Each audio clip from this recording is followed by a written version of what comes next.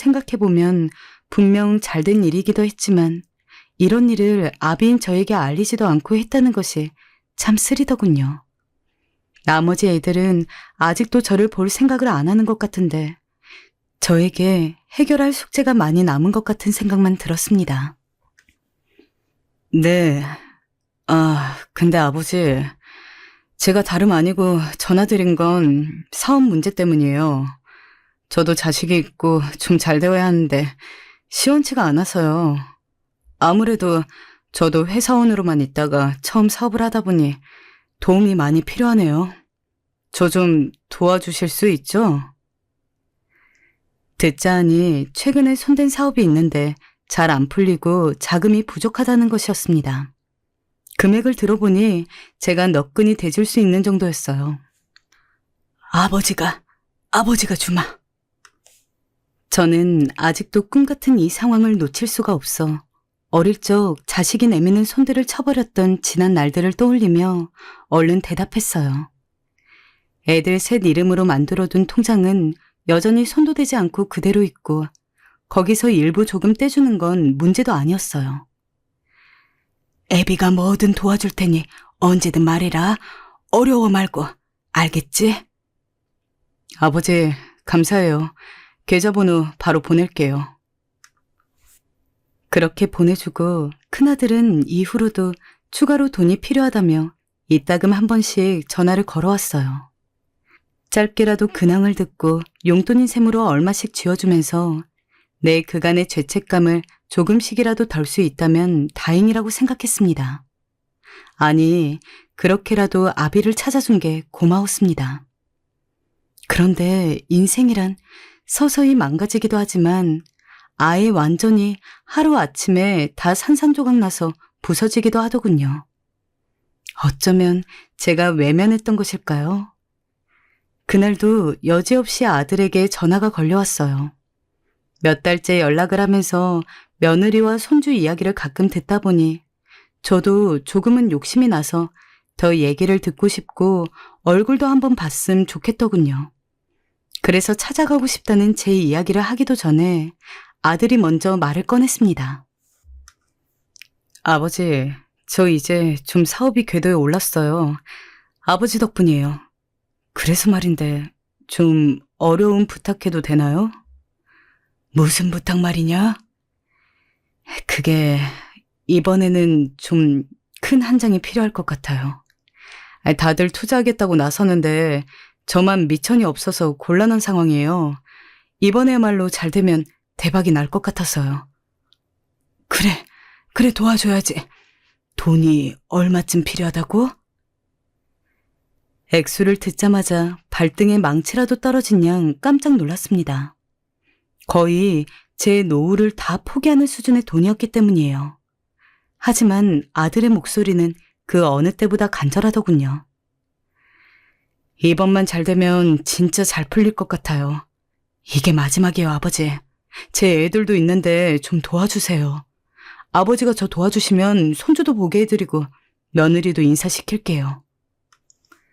아들은 마치 큰 선심 쓰듯 저리 말했습니다.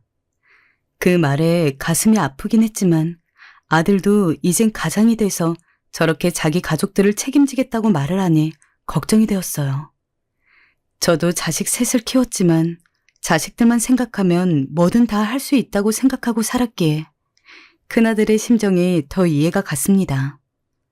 솔직히 너무 큰 금액이라 여러모로 마음이 복잡해서 쉽게 답은 안 나왔으나 어렵게 입을 뗐어요. 그래, 그럼 아버지가 어떻게든 해보마. 네, 알겠어요. 부탁 좀 드릴게요. 아들은 제 말에 그제야 부드러운 목소리로 고맙다 하곤 전화를 끊었습니다. 끊긴 전화 음성을 들으면서도 마음 한구석은 참 씁쓸했어요. 돈 때문에 자식에게 이용을 당하고 있었으니까요. 하지만 그 모든 걸 알면서도 지은 죄가 있기에 저는 그냥 끝까지 모른 척 당해주기로 했습니다. 다음 날 얼른 거래하던 은행으로 움직였고 아들에게 거금을 이체하기 직전까지 다소 크게 심호흡을 해야 했지만 다시 마음을 가다듬고 눈을 딱 감고 처리를 부탁했습니다. 그리고 아들에게 전화를 걸어 마지막으로 부탁을 했습니다. 저로선 가장 바라던 소망 같은 거였죠. 저기, 근데 나도 네 애들이 보고 싶구나. 한번 만나면 안 되겠니? 그래요, 아버지. 그럼 뵙기로 해요. 강남터미널로 오세요. 정말 꿈만 같았습니다. 아들의 얼굴을 보는 것도 좋은데 손주들까지 드디어 보게 된다니 실감이 안 나더군요. 근처에서 옷을 사입고 손주들 줄 장난감들도 제법 큰 걸로 빵빵하게 샀고 며느리 줄 용돈도 새로이 뽑아서 봉투에 담았습니다. 그렇게 약속한 시간이 다 되어가고 저는 주변을 오가는 가족 단위의 움직임을 보면서 무척 설레었어요. 큰아들이 처음 태어났을 때 안아보던 순간부터 해서 별의별 생각이 다 들더군요. 이제와 드디어 우리가 화해할 수 있다는 생각에 가슴이 미어지고 뭉클해져 왔습니다. 그렇게 한창 생각에 빠져 있다가 잠깐 딴 생각도 했다가 밖이 어둡다는 걸 느끼고 있던 차에 점점 입에서 쓴맛이 나더군요. 시간이 꽤 지나 있었고 아들이 만나자고 약속했던 장소에는 비슷한 사람들이 벌써 수백 명째 지나다니고 있었지만 아들이 보이지는 않았습니다. 왜 이렇게 늦나 싶어 그제야 주섬주섬 전화를 걸었는데 귀에 들려오는 소리에 저는 그만 핸드폰을 바닥에 떨어뜨리고 말았습니다. 온몸에 피가 빠져나가는 기분이 들었어요.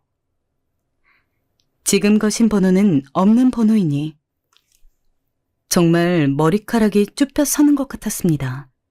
이 번호는 분명히 아들 이름으로 제가 저장을 했었고 아무리 들여다봐도 근래 몇 개월간 연락했던 번호 그대로였는데 말입니다. 옆에 지나가는 젊은 사람들을 붙잡고 묻고 내 사정을 말하면서 한참 뭔가 잘못된 거 아니냐고 물었는데 몇 번 상대해주던 사람들의 말은 하나같이 똑같더군요. 저기 할아버지, 안 됐지만 아드님이 번호를 바꿨나 보네요. 아휴, 딱하셔라. 저는 아들과 만나기로 했던 그 장소에 발이 묶여 그렇게 밤새도록 자리를 뜨지 못하고 멍하니 있었습니다.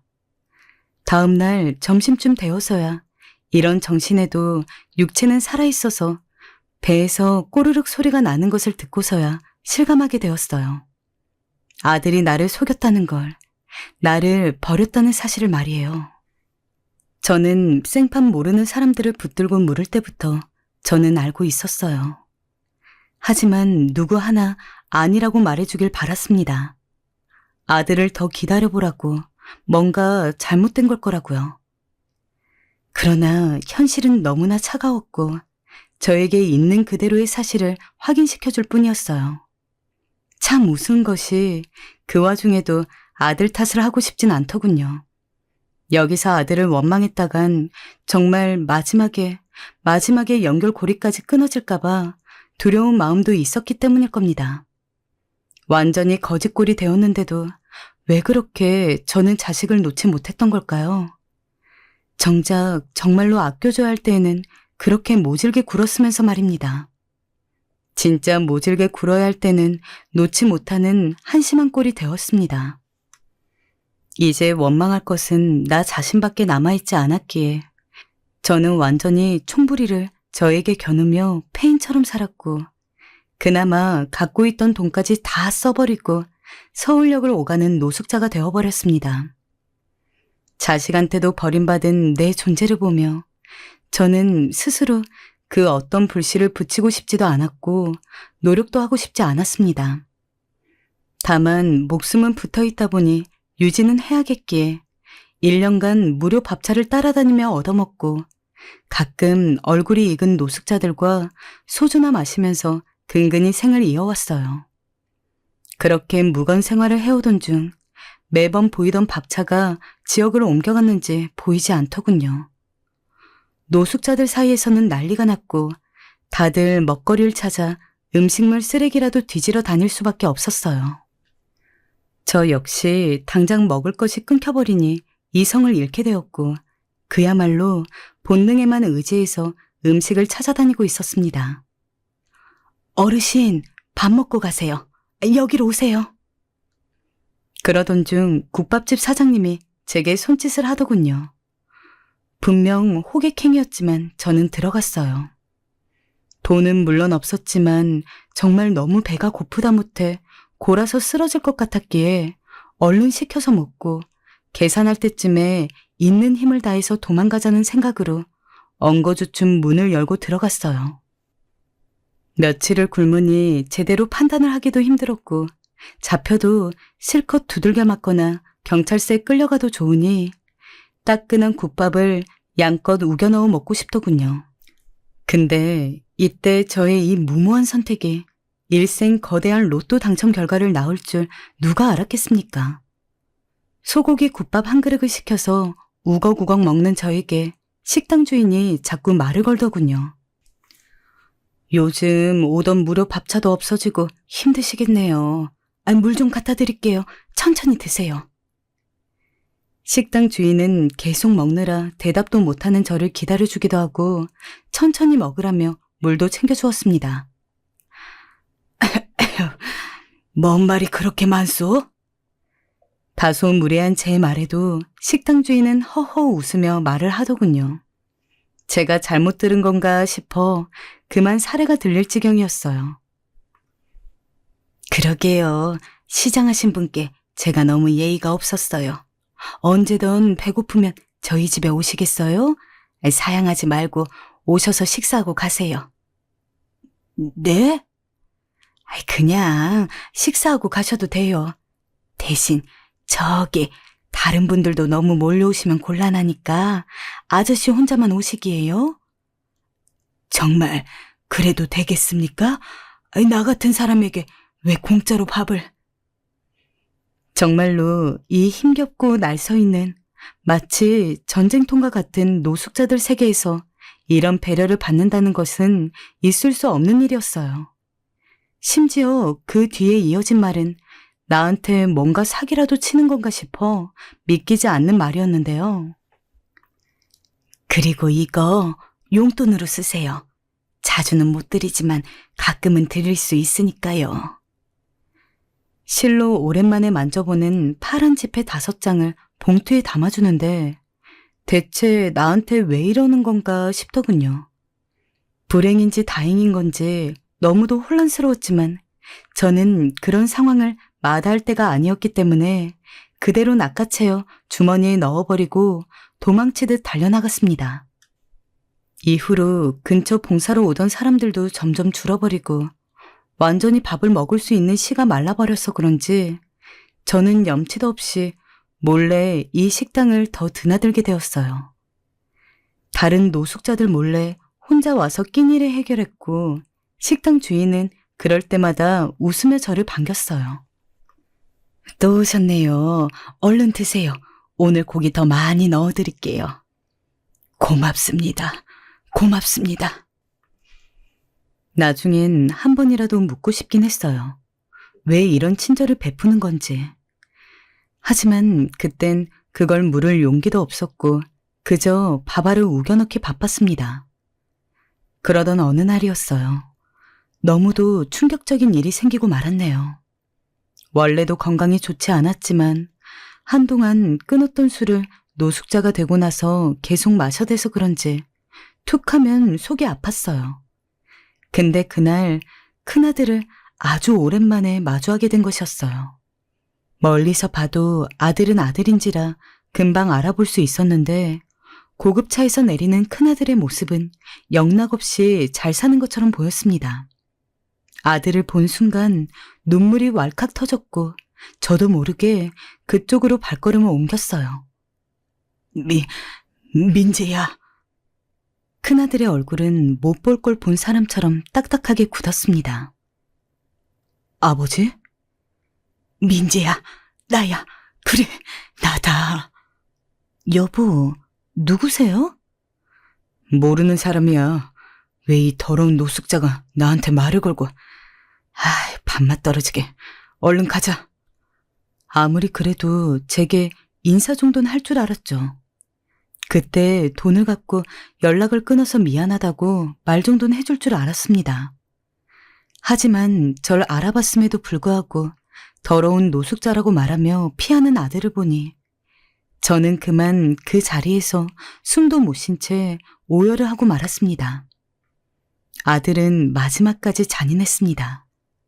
어느 날엔간 절 찾아와 지폐 몇 장을 던지며 그러더군요. 다신 길 가다 봐도 저 아는 척하지 마세요. 아버지, 저한테 한 짓 잊지 않으셨죠?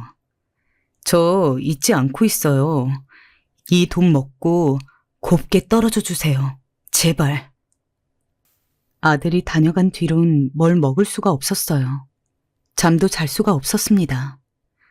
그리고 며칠 동안 완전히 장이 꼬여버린 듯 탈이 나서 거의 넋을 잃을 정도로 고통에 시달렸습니다. 극심한 고통으로 인해 차가운 길바닥에서 대굴대굴 굴러대도 행색 초라한 노숙자이다 보니 누구 하나 관심을 가져주지 않더군요. 배 여기저기 안쪽을 찌르는 고통에 뒹굴대고 있는 저에게 그때 익숙한 목소리가 다가오더니 일으켜 주었어요. 아저씨, 괜찮으세요? 일어나실 수 있어요? 매번 저를 챙겨주던 식당 주인이었어요. 구토하는 저를 계속 토닥여주더니 완전히 기력이 빠져버린 절 병원으로 데려가 주었어요. 저는 정신을 거의 잃은 상태로 검사를 하고 치료를 받고 미처 몰랐던 몸속 안 좋은 징후까지 다 떼어내게 되었습니다. 나중에 알고 보니 건강이 심히 악화되어 있었고 이때라도 오지 않았다면 심각한 병을 키울 뻔했던 것입니다.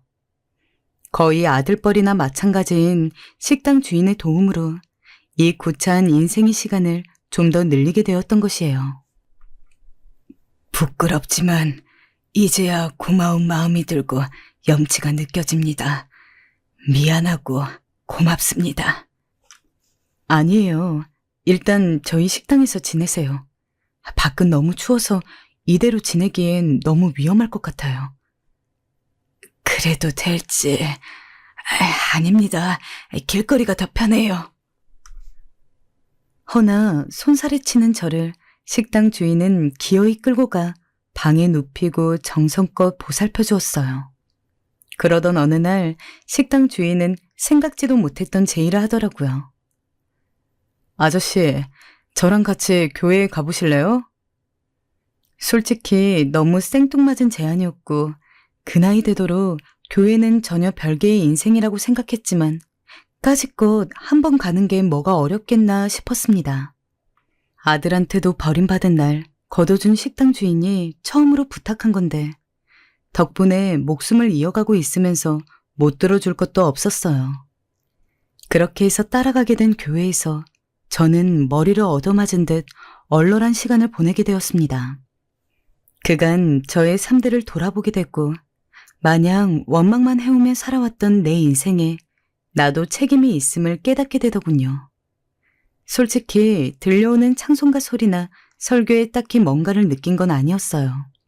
하지만 들어서는 순간부터 그저 눈물이 하염없이 흘러나왔습니다. 적어도 이제는 다르게 살고 싶다는 생각만 가득하더군요. 자식들과 단절된 뒤에 다시 연락이 되었을 때에도 그 미련과 욕심이 그대로 남아있었다는 걸 깨달았기 때문이에요. 이런 나 자신의 모습을 송두리째 버리고 계속 악착같이 쥐고 있던 손의 힘을 좀 빼고 싶어졌습니다. 그간 형태만 다른 욕심을 갖고 내 자식들을 휘두르며 살았고 한번 뒤통수를 맞고서도 끝내 내 욕심만 바라보며 쫓아갔지만 이제는 그와 반대의 길로 향하고 싶어졌습니다. 그러다 보니 가끔 말을 나눴던 몇몇 노숙자들이 생각났고 나보다 더 처연한 삶을 살며 이 길로 들어서게 된 그들이 생각나서 견딜 수가 없더군요. 교회에 날 데려가줘서 고마워요. 이제 새 삶을 살고 싶어요. 네, 어르신, 저도 도울게요. 그렇게 완전히 삶을 바라보는 가치관이 바뀌어버린 저는 식당 주인과 며칠 밤을 이야기 나누며 다른 일상을 시작하게 되었습니다. 소박한 시작이었지만 매주 월요일마다 노숙자들 식사 봉사를 담당하게 되었어요. 밥차를 떠나버린 거리가 얼마나 황망한지 알고 있었기에 저는 구석구석마다 다니며 그들을 불러 모아 다시 밥을 먹을 수 있게 했어요. 고맙게도 식당 주인이 저를 직원으로 써주어서 조촐하게나마 월급도 받을 수 있었죠. 그때서야 저는 식당 주인에게 물었습니다. 왜 힘없는 길거리 노인네를 도와주었는지요. 그건 사실 우연히 길을 지나가다 어르신 이야기를 알게 되었습니다. 어르신이 술에 취해 있던 날이었는데 혼자 중얼중얼 자식에게 버림받은 이야기를 하시더라고요. 그 얘기를 듣는데 그냥 지나칠 수가 없었어요. 그래서 몰래 몇 번 찾아가게 되었고 어르신의 생사 확인을 하고 지내다 저희 식당으로 모시게 된 거예요. 그랬구만. 그랬어. 어르신, 지금이라도 새 삶을 사신다고 하니 저도 많이 돕겠습니다. 포기하지 마세요. 이젠 저도 있고 어르신의 도움을 기다리신 분들도 많으니까요.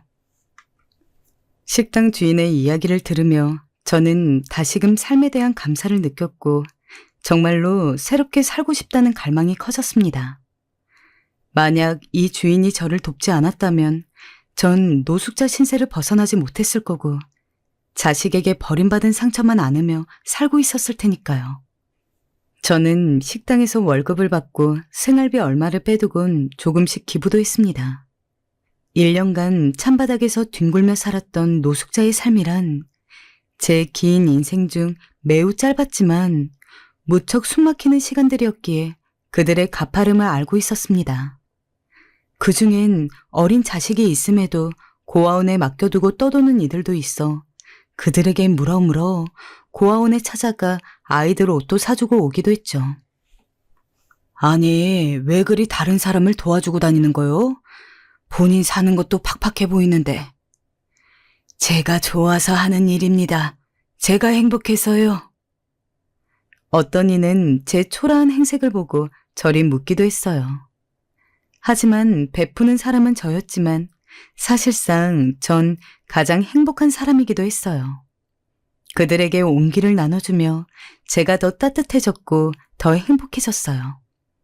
자식에 대한 응어리와 상처도 조금씩 그렇게 잊혀가는 듯했고 실로 믿을 수 없는 저의 노후의 인생이 제 앞에 펼쳐지고 있었죠.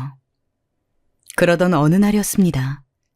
제 도움을 받았던 노숙자 한 분이 저를 따라 도와주기 시작하더군요. 자기도 노숙자 신세이긴 했지만 저처럼 하루를 조금이라도 의미 있게 살고 싶다고 하면서 말입니다. 일반 사람들은 엄청난 금액이 하늘에서 떨어진 걸 로또 맞았다고 하나 저는 이때껏 살아보니 마음의 평안함이나 밑에서 끓어오르는 행복감이 실제로 인간을 윤택하게 해주는 거라는 걸 깨달았습니다. 이거야말로 저에게 있어 소위 로또 맞은 거나 다름없다는 생각이 듭니다. 실제로 저에게 그 정도 돈이 들어왔다고 해도 이만한 기쁨을 제가 느낄 수 있었을지 모르겠습니다. 물론 기뻤겠지만 옆에 자식들이 있고 손주들이 있고 아들이 가지고 사라진 그 돈을 그대로 갖고 있었다고 해도 제가 요즘의 삶에서 느끼는 충족감을 그대로 맛봤을지는 확신할 수 없어요. 이렇게까지 흘러온 저의 인생이 아직도 실감나지는 않지만 태어나 처음으로 느껴보는 감정을 누리며 살고 있는 요즘입니다. 물론 제 아이들 생각이 가끔씩 눈앞을 가리고 여전히 꿈속에서 보기도 하는데요. 언젠간 볼 수도 있을 거라고 믿어보며 오늘도 저는 여전히 누군가를 위해 밥을 짓고 청소하며 살아가고 있습니다. 이런 저의 오늘이 의미가 있는 것일까요? 아들에게 버려졌던 날 지나가던 사람들에게 난 버려진 거냐고 애타게 물으면서 내심 답은 알았던 것처럼 어쩌면 저도 이미 답을 알면서 묻는 것일 수도 있겠네요. 부디 오늘 하루 행복하게 또 의미 있게 보내시길 바라며 말을 줄이겠습니다.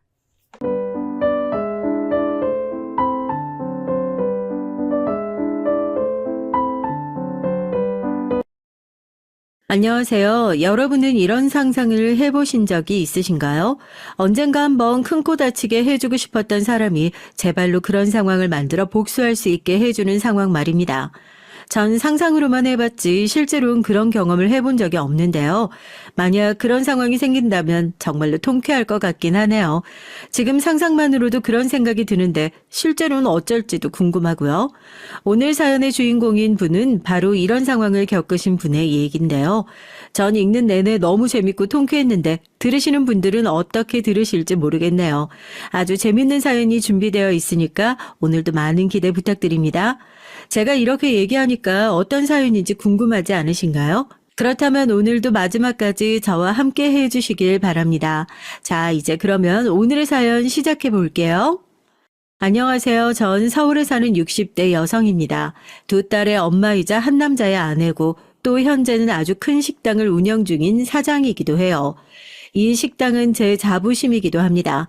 남의 도움 없이 시작했거든요.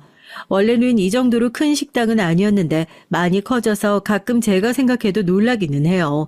원래는 이렇게까지 크게 할 생각은 전혀 없었는데 말입니다. 굉장히 큰 한우집이에요. 원래는 고기가 유명했는데 이젠 다른 음식들도 제법 유명해져서 장사가 아주 잘 돼요. 그래서 사람들은 저에게 어지간한 작은 회사들보다 돈을 많이 벌 것 같다고 농담 반 진담 반으로 얘기를 하곤 합니다. 뭐 실제로 돈을 많이 벌기는 해요. 그걸로 아이들 공부도 다 시키고 시집도 다 잘 보냈으니까요. 아, 물론 한 명은 갔다가 돌아오긴 했습니다. 저희 둘째 딸이 이혼했거든요. 그리고 오늘은 그 얘기를 해볼까 합니다. 굉장히 재밌고 통쾌한 일이 최근에 있었거든요.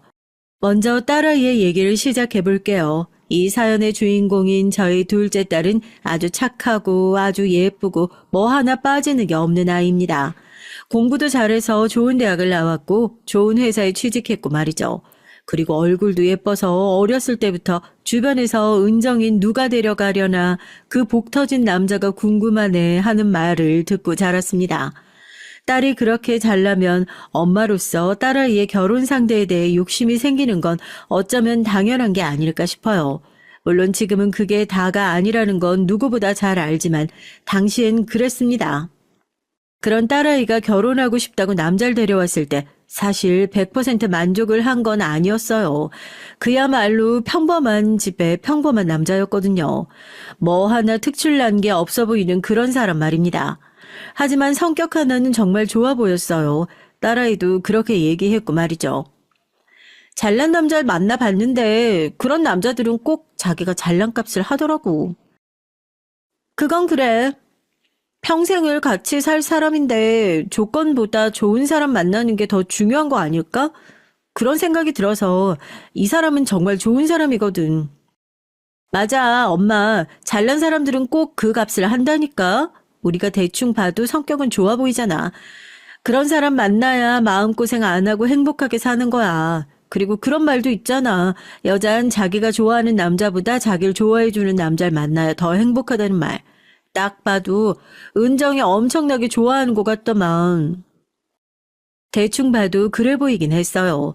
저희 집에 인사 온 내내 옆에서 딸아이를 챙기고 또 세심하게 신경 쓰고 하는 모습을 보니까 우리 딸을 정말 많이 좋아하고 아끼는구나 하는 생각이 절로 들더라고요. 그래서 저도 그 전까지만 하더라도 많이 반대했지만 결국은 찬성을 하게 된 거고 말이죠. 그리고 사위도 정말 좋은 사람 같아 보였던 게 저나 남편에게도 무척이나 잘했습니다. 오늘 어머님 생신이시죠? 이거 약소하지만 제 마음입니다.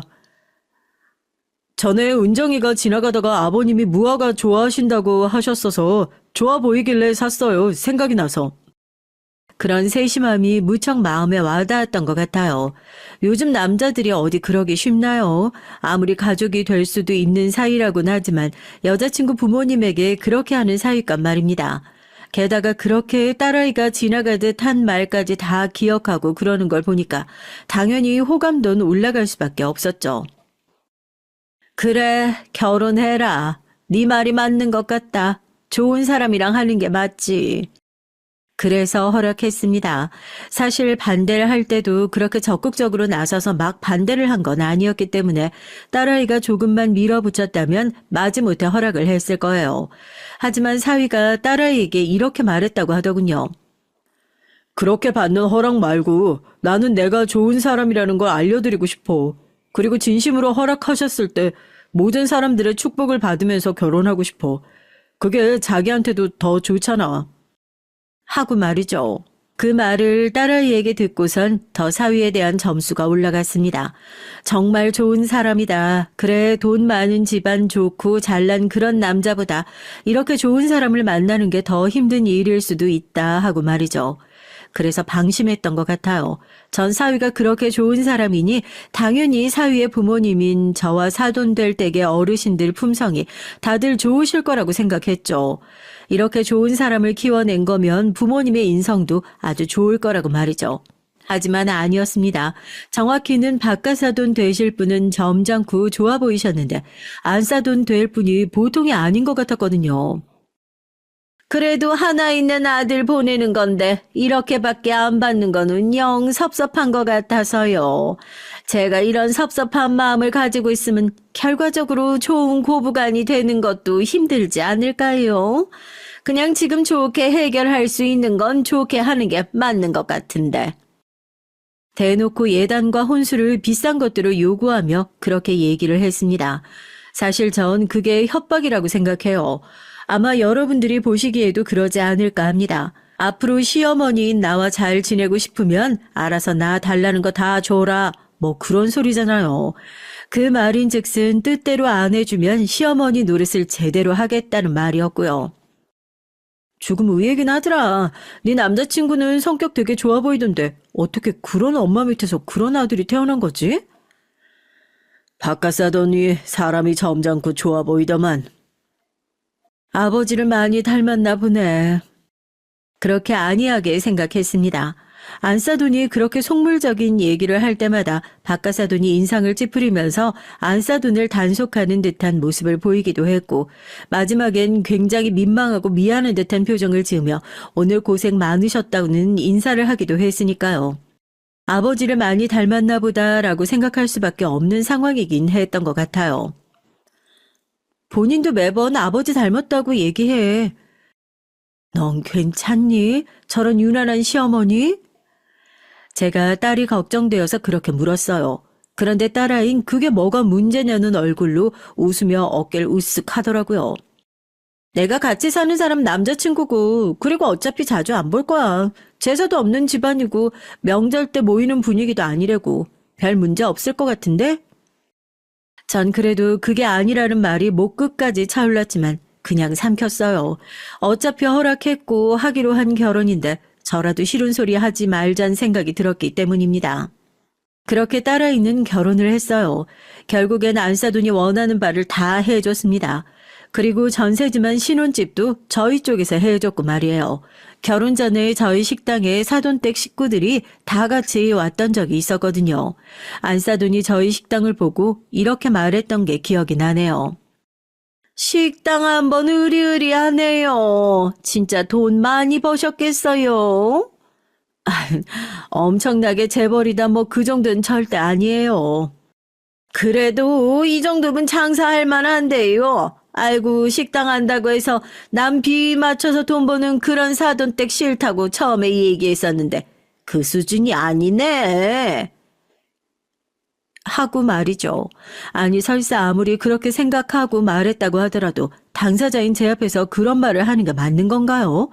사람이 사회성이 없는 사람도 아니고 남의 기분이라곤 단 하나도 생각하지 않고 말하는 것 같은 그 아나무인한 태도에 놀라서 입을 떡하고 벌렸던 것 같아요. 제 표정을 본 사위가 자신의 어머니를 말리는 게 보였고요. 어머니 말을 그렇게 예의 없게 하시면 어떡해요? 아, 왜 넌 또 이 엄마가 부끄럽니? 그 말이 아니잖아요. 사위와 안사돈의 그 태도를 봐서 이런 문제로 다툼이 있었던 게 이번이 처음이 아닌 것 같았습니다. 사위나 바깥사돈이나 그땐 안쓰러웠던 것 같아요. 저런 아내, 저런 엄마를 둬서 늘 저렇게 뒷수습하고 다녀야 한다는 게 말입니다. 저희 집이 아무리 돈이 많다고 해도 그게 자기 돈도 아니고 함부로 써도 되는 건 아니잖아요. 그런데 저희에게서 받아가는 걸 안싸도는 늘 당연하게 생각했던 것 같아요. 밥을 먹을 때나 아무튼 돈을 써야 할 일이 있으면 언제나 저희가 쓰는 게 당연시 되어 있더라고요. 많이 버시는 분들이 사셔야죠. 말이라도 안 하면 중간이라도 갈 텐데 그러고선 꼭 그렇게 말을 해서 한 대 쥐어받고 싶었던 적이 참 많았습니다. 만약 사위마저 저희 부부에게 잘하지 못했다면 정말 많이 미워했을 것 같아요. 하지만 그럴 때마다 사위가 정말 저희에게 잘했습니다. 장모님, 이번에 제가 정말 맛있는 식당을 발견했는데요. 같이 가봐요. 장인어른, 이거 장인어른이 좋아하시는 작가책이죠? 생각이 나서 샀어요. 틈만 나면 그렇게 안부를 말하며 세심하게 챙겼거든요. 딸아이가 그렇게 유난한 시어머니를 그냥 보아 넘기는 게 사위의 잠시 잠깐의 행동들만 봐도 다 이해가 될 정도로 사위는 정말 좋은 사람이긴 했어요. 뭐 인제 와서 이런 말 다 소용없지만 말입니다. 그러다 딸아이가 임신을 했어요. 온 가족이 진심으로 기뻐했죠. 특히 저희 집은 첫째인 큰딸이 결혼하고서도 오랜 시간 임신이 되지 않았다가 뒤늦게 아이를 가진 거라 둘째도 혹시 그렇지 않을까 많이 걱정했었거든요. 적은 나이도 아니었고 말입니다. 그런데 단번에 임신되어서 모두 안심했던 기억이 나네요. 그런데 안싸도는 말을 해도 꼭 이렇게 하는 사람이었어요. 나이가 많아서 임신이 안 되면 어쩌나 했는데 다행이네요. 아이고, 그러게요. 그래도 나이 많은 엄마는 태아에게 안 좋다고 하니까 주기적으로 검사 받아보고 너도 각별히 조심해라. 알겠니? 네, 어머니. 말끝마다 그놈의 나이. 나이는 뭐 저희 딸만 많았냐고요. 사위도 나이는 많았어요. 그리고 제가 알기론 엄마의 나이뿐 아니라 아빠의 나이도 태아에게 많은 영향을 주는 걸로 알고 있거든요. 그래서 그 말이 목 끝까지 차올랐지만 그간 보고 겪은 안싸도는 논리가 통하는 사람은 아니었기에 입을 다물었습니다. 자칫했다가 큰 싸움이 될 수도 있는 문제였으니까요. 지금 와서 돌이켜 생각해보면 뭘 그렇게 참았나 싶긴 해요. 잘못한 것도 하나 없고 오히려 그쪽이 다 잘못했었는데 말이죠. 다시 돌아간다면 그렇게 못된 말을 하고 시비를 걸 때마다 한마디씩 해줄 겁니다. 이제 와서 어쩔 수 없지만요. 악담에 가까운 걱정을 하는 안싸돈의 그 걱정과는 달리 딸아이는 건강하게 순산을 했어요. 아들이었죠. 사실 저나 딸아이는 딸이었으면 좋겠다고 생각하긴 했었거든요. 둘째 가질 수 있을지 없을지 모르는 상황에서 하나만 낳으라면 딸이 좋다고 계속 생각하고 말했으니까요. 하지만 성별에 따라 덜 귀하고 더 귀하고가 결정되는 건 아니니까 손주가 생긴 것도 무척이나 기쁘고 행복했습니다. 딸이면 어쩌나 싶어서 그냥 악몽까지 꿀 정도였는데 다행이네. 그래도 네가 내 마음에 드는 짓을 하나는 하기는 한다. 그 말이 전 그때나 지금이나 정말 어이가 없어요. 아니 막말로 조건도 우리 집에 훨씬 낫고 딸아이가 얼굴도 더 예쁘고 공부도 더 잘했고 직업도 더 좋은데 마음에 드는 게 그것 하나밖에 없다니요. 본인이 우리 집에서 뜯어간 게 얼만데 말입니다. 아무리 제 눈에 안경이고 자기 자식이 제일 귀하고 예쁘다지만 정말 주제를 모른다는 말이 그때를 위해 만들어진 말인가 싶을 만큼 안싸두는 주제 파악이 안 되는 사람이기도 했어요. 이런저런 일들이 많기는 했지만 딸네 부부는 자기들끼리 사이가 무척이나 좋았기 때문에 별 문제 없이 살았습니다. 그리고 저도 안싸돈을 볼 일만 아니면 정말 스트레스 받을 일이 없었고요. 가끔 식당에 나타나서 공짜밥을 먹는 것 정도는 봐줄 수 있었어요. 물론 신경이 안 쓰였다면 거짓말입니다. 오늘도 그 사돈분이 식사 그냥 하고 가셨는데요. 뭐 어쩌겠니. 그냥 둬야지. 아휴, 오늘은 몇 명이니? 오늘은 친구분들 포함해서 4분이요. 그런데 조금 많이 드셔서 70 정도 나왔어요. 그건 내 앞으로 달아둬. 종종 저희 식당에 와서 말도 없이 그렇게 먹고서는 자기가 이 집 사돈이라고 돈을 안 내고 갔거든요. 정말 뻔뻔하다고 생각했지만 그거 뭐라고 할 수도 없는 문제이긴 했어요. 그래서 그냥 모른 척 했습니다. 그 때문에 그 문제는 남편도 딸도 그리고 사위도 모르고 저만 아는 문제이긴 했어요. 제가 아는 척을 하지 않고 가만히 내버려 두니까 둘이 셋이 되고 어느 날은 5명을 데리고 와서 거의 100만 원어치를 먹고 가는 일도 생겼지만 전 그냥 뒀습니다. 처음엔 그냥 스트레스를 받았는데 그걸 제가 감당 못할 능력이 아닌 것도 아니고 그냥 아예 없는 셈 치는 게 저를 위해서도 더 좋다고 생각했거든요. 그러던 어느 날이었습니다. 엄마, 나 어떡해? 나 진짜 어떡해? 아, 왜? 무슨 일인데? 어느 날 딸아이가 새벽에 울면서 전화를 했어요. 원래 그런 일을 일절 없던 아이라 심장이 쿵 하고 내려앉는 줄 알았죠. 처음엔 사위가 사고가 났나 아니면 손주가 아프나 아니면 본인이 어디가 아프나 그 짧은 시간에 정말 수천 수백 가지의 생각이 머릿속을 스쳐 지나간 것 같습니다. 하지만 돌아온 대답은 그 수천 수백 가지의 생각 중에서도 하지 않았던 생각이었어요. 그러니까 단 한 번도 상상조차 해본 적이 없는 일이 있었던 거예요. 그 자식이 바람이 났어. 다른 여자가 생겼어. 사위의 바람. 전 정말 상상조차 해본 적이 없어요. 앞서 여러 번 얘기를 들으셔서 아시겠지만 저희 사위는 정말 근래에 보기 드문 좋은 사람이었거든요. 정말 많이 좋아했고 정말 많이 믿었습니다. 그런데 사람은 그런 것만 보고는 알 수 없는 거였더라고요. 사위가 이런 식으로 뒤통수를 칠 거라곤 정말 생각도 못 해봤고요. 뭐라고? 아이, 그게 정말이야? 아, 진짜야?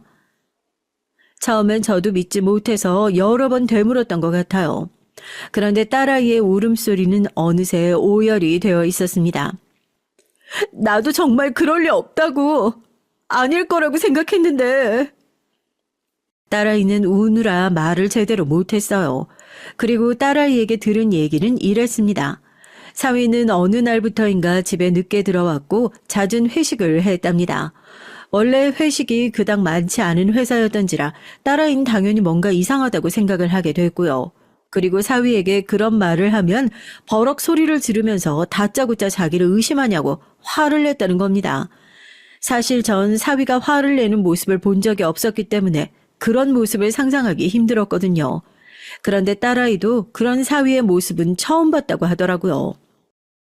그래서 너무 이상해서 내가 아는 사람을 통해서 조금 알아봤거든. 딸아이는 건너서 사위의 회사에 아는 사람이 있었거든요. 그런데 그 사람이 우리 회사는 여전히 회식이 없고 있어도 점심 회식이라 저녁에 회식한다는 거 듣지도 보지도 못했다고 하더라고. 그러면서 사내에 이상한 소문이 돌고 있기는 하다는 말까지 들을 수 있었다고 했어요. 사내의 신입사원과 사위가 너무 많이 붙어 다녀서 회사 사람들도 그 두 사람의 사이를 의심 중이라는 말입니다. 그 말까지 들었지만 그래도 난 안 믿었거든. 절대 아닐 거라고. 우리 남편 같은 사람이 그럴 리가 없다고. 그런데 내 앞에서 전화를 안 받고 밤에 내가 자고 있으면 몰래 나가고. 이건 바람이 아닐 리가 없잖아. 그래서 내가 미행을 했어. 울다 지쳐 그렇게 말하는 딸아이의 목소리에 가슴이 찢어지는 줄 알았어요. 저희 딸은 그런 걸 생각할 수 있는 아이가 아니에요. 누군가를 의심해서 뒤를 따라가고 그런 거 말입니다. 딸아이의 성품상 그렇게 하기까지 얼마나 많이 마음고생하고 고민하고 그러다 그렇게까지 했다는 걸 엄마인 전 알 수 있었거든요. 그런데 그 소문이 다 맞더라. 거의 그 여자의 집에서 살다시피 하던데 출근도 출퇴근도 거기서 하고 그 이웃들은 심지어 그 두 사람이 신혼부부인 줄 아는 사람들도 많더라고. 대놓고 그렇게 사니까. 충격 그 자체였어요. 그건 거의 두 집 살림인 거잖아요. 저도 다리에 힘이 풀리는 느낌이 들었습니다. 제가 받은 충격이 그 정도인데 딸아이는 어땠겠어요.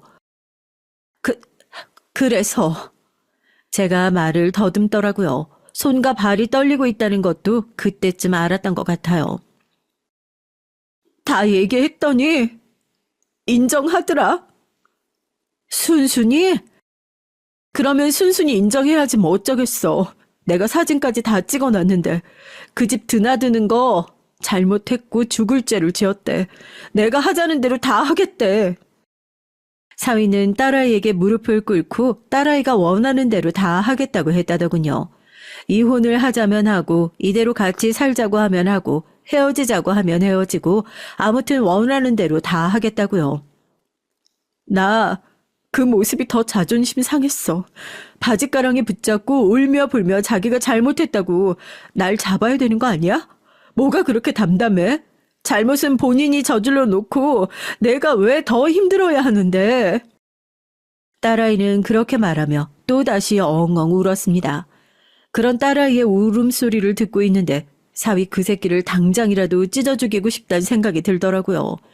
그 개 같은 자기 어머니를 내가 왜 여태 봐줬는데 뭐 하나 가진 것도 잘난 것도 없는 놈한테 내가 그간 얼마나 잘해줬는데 하는 생각이 들어서 말입니다.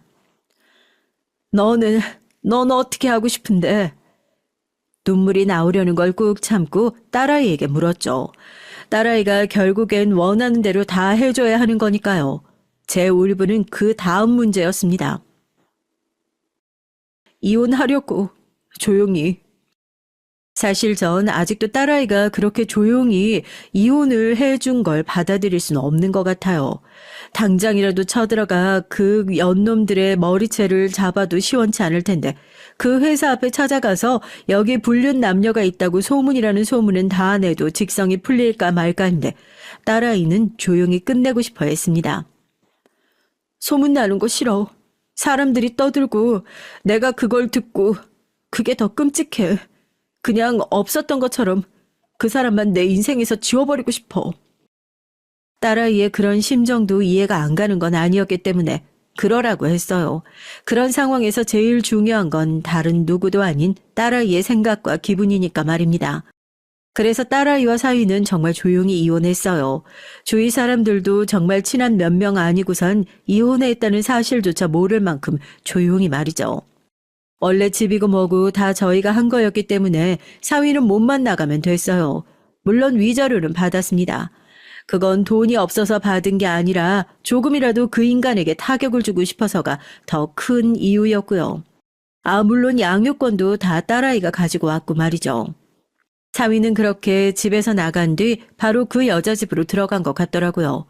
뭐 이혼하고 난 뒤의 상황이라 그걸로 머리채를 잡고 그럴 일은 아니긴 했지만 정말 많이 괘씸하기는 했던 것 같아요. 니들 둘이 살아봐야 얼마나 잘 살겠냐는 생각이 들면서도 당장이라도 찢어 죽이고 싶었습니다. 딸아이만 아니었으면 그렇게 했을 거라고 말이죠. 저도 마음고생을 꽤 심하게 했어요. 저나 남편이나 살이 쭉 빠졌거든요. 사위가 정말 좋은 사람이라고 생각하고 믿었기 때문에 그에 대한 배신감이 가장 컸습니다. 그리고 그렇게 아직 어디에다가 울분을 다 표하지 못했던데 그럴 만한 일이 딱 생겼어요. 그리고 이게 이곳에 사연을 보내게 된 가장 결정적인 사건이기도 합니다. 사장님, 그 전날도 밤늦게까지 딸아이 생각으로 잠을 이루지 못하고 있다가 느지막이 식당으로 나갔죠. 그런데 식당 직원 중 하나가 절 굉장히 곤란한 얼굴로 바라보며 말을 걸었습니다. 전 처음에 먼 진상 손님 하나가 왔나 싶었죠. 왜? 진상 손님 떴어?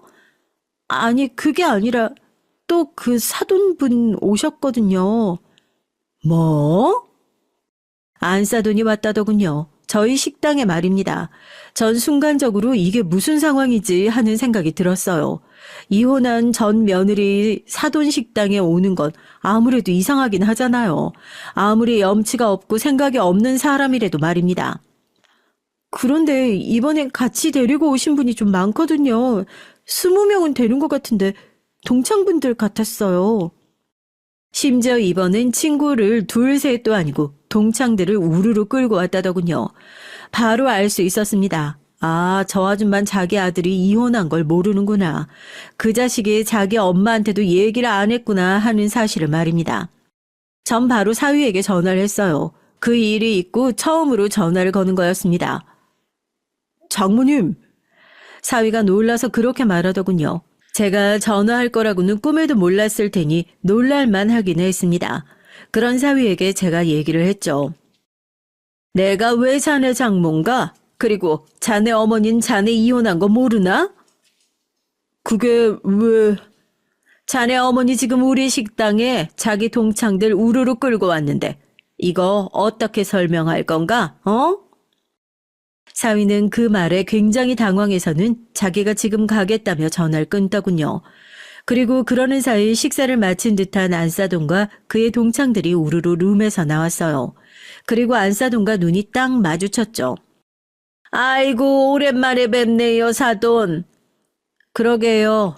여긴 어쩐 일이세요? 어쩐 일이긴요. 밥 먹으러 왔죠.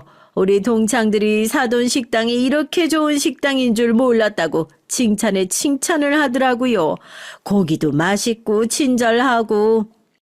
안사돈은 자기 아들의 이혼 소식을 모르는 게 확실해졌습니다. 그리고 전 그 순간 회심의 미소를 지었던 것 같아요. 그동안 저나 딸아이에게 몰상식하게 굴어온 것, 그리고 사위에 대한 묵은 감정들을 한 번에 풀 기회가 찾아왔다는 생각이 들었으니까요. 전 그런 안사돈을 아무런 표정 없는 얼굴로 바라봤습니다. 안사돈 옆에 다른 동창들이 고기가 맛있다는 둥, 잘 먹었다는 둥 하는 소리를 해대는 게 느껴졌어요. 전 그런 그들을 잠시 바라보다가 직원에게 고개를 돌리고는 이렇게 말했습니다. 얼마 나왔니? 325만 원이요.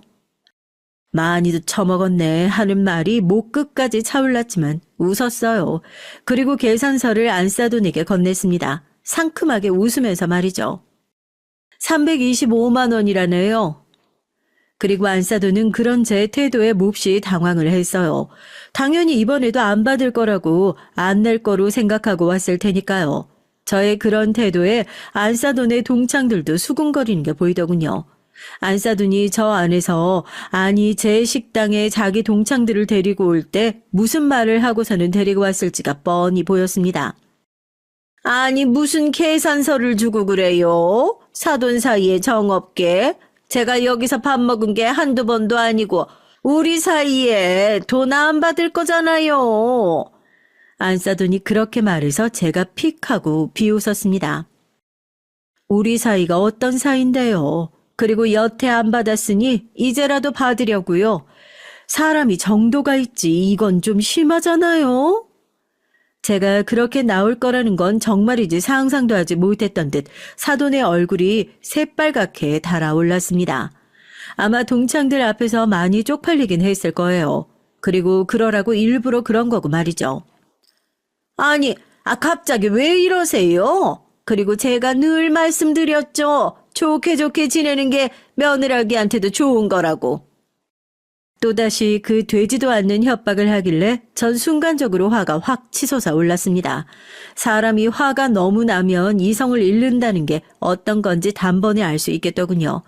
바로 그거였습니다. 눈앞이 새하얘지는 그런 기분이요. 누가 당신 며느린데? 그렇게 얘기하면서 전 안사돈의 뺨을 때렸습니다. 아마 지금이면 아니 그보다 조금 더 평범한 상황이었다면 그렇게까지 하지 않았을 수도 있을 거예요.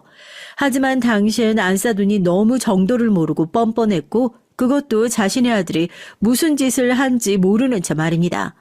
그리고 그간 저나 딸아이에게 했던 못된 말들이 생각나서 이성을 잃은 거긴 했어요. 아니 지금 이게 뭐 하는 짓... 안사돈이 너무 놀라서 어벙벙하게 있다가 자신의 뺨을 감싸진 그때였습니다. 급하게 왔던 건지 사위가 식당 문을 열고 안으로 들어왔어요. 어머니! 그리고선 자신의 엄마를 불렀습니다. 볼을 감싸쥐고 있는 자기의 엄마와 그 뒤로 쭉 서 있는 엄마의 일행들을 보고 사위도 눈을 질끈 감더라고요.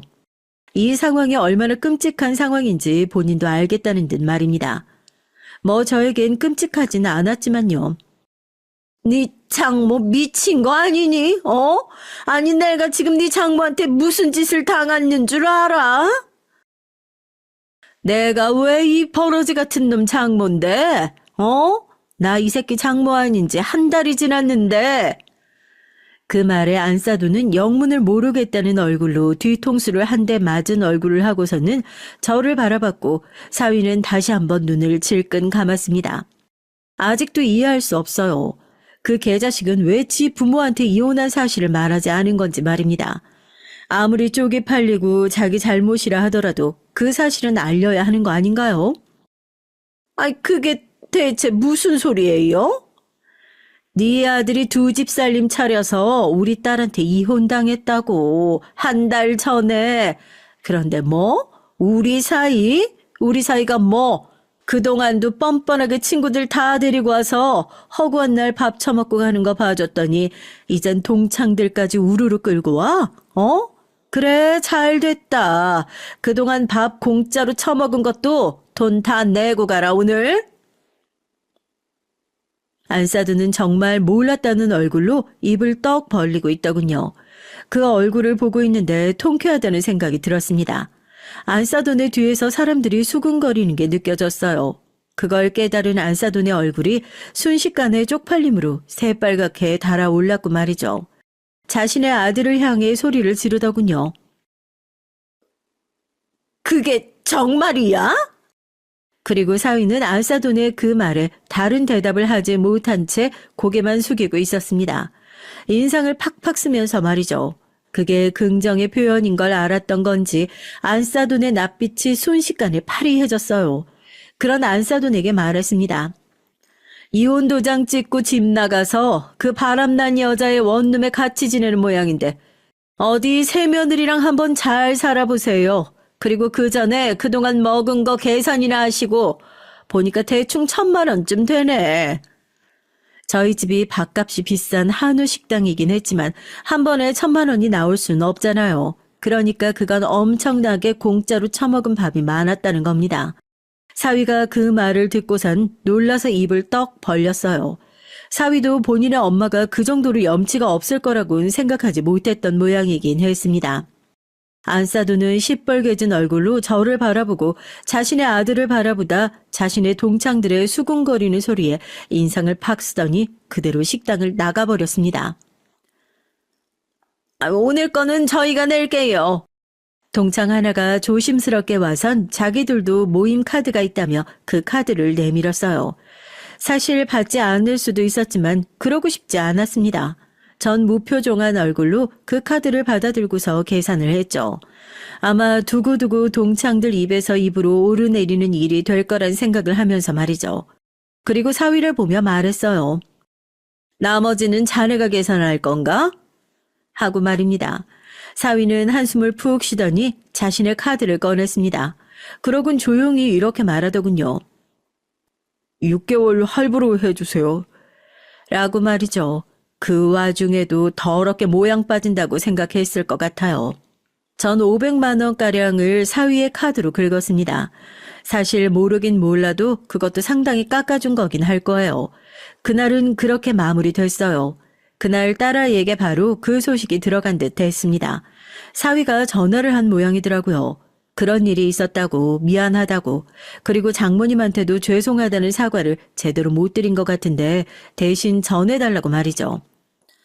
그동안 그런 일이 있었으면 나한테 진작 얘기를 하지. 왜 그동안 말 안 했어? 엄마도 무지하게 스트레스 받았을 텐데. 딸아이가 그간 제가 받았을 스트레스를 걱정하더군요. 전 그런 딸아이에게 괜찮다고 아무렇지 않다고 얘기해 줬어요.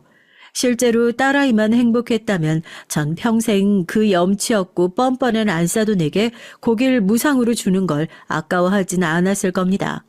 물론 가끔 뻔뻔하다 속으로 욕을 했을지언정요. 그리고 며칠 뒤에 딸아이에게 안사돈이 찾아왔었다고 해요. 이건 나중에 딸아이가 해준 얘기예요. 남자가 한번 그렇게 실수를 할 수도 있지. 그런 걸로 이혼까지 하고 그러냐? 한 번 실수로 다른 여자랑 살림을 차려요? 전 한 번 실수가 그 정도인 사람이랑은 못 살아요. 그래서 이혼한 거고요. 제가 세상 시끄럽게 이혼한 것도 아닌데 뭐가 문제죠? 혼자 애 키우는 것도 보통 일이 아니고 무엇보다 아버지 없는 자식으로 키우는 건 너무 이기적인 선택 아니니? 그런 아버지를 둔 것보단 없는 게 낫겠죠. 딸아이에게 씨알도 안 먹힐 것 같고 그리고 이미 이혼도 다 끝마친 상태라고 하니 안사돈도 뭐 어찌할 도리를 찾지 못했던 건지 설득인지 협박인지 모를 말들만 늘어놓다가 결국엔 돌아갔다고 했습니다. 그리고 그 사위랑 바람난 여자에 대해 큰딸에게 얘기를 들었어요. 계약직에 집안도 가난하대.